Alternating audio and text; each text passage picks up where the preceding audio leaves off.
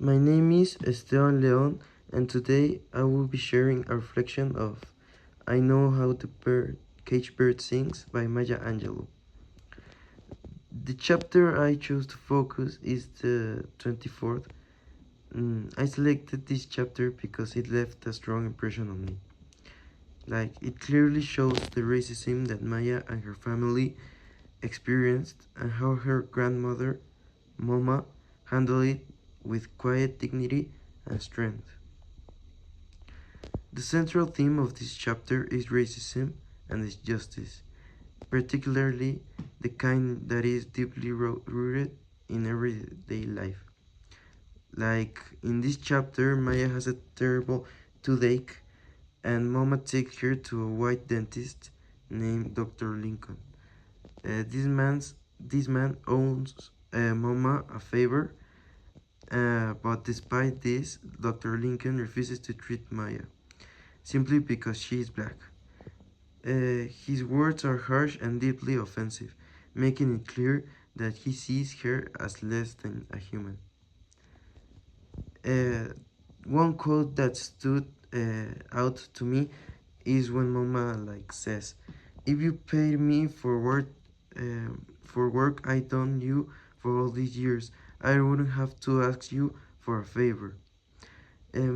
For me, this line is powerful because it shows how Mama has already given, but she doesn't receive the same treatment or the same reward. It also reveals the unfairness of the situation, and not only does she deny to help, but she's denied respect, and that's despite all her past service. The moment taught me a lot the kind of strength people like Mama had to have. She didn't yell or argue. She stood her ground and walked away with her dignity. And that makes this chapter even more powerful. What Maya imagines, in her own versions or events. Um, where she dreams about Mama stood up to Lincoln in a dramatic and triumphant way that it didn't happen. But it shows Maya wishes things were different and shows how it's the beginning to understand the deep injustice in the words around her. For my conclusion, chapter 24 is important because it reveals how racism works on both personal and societal levels.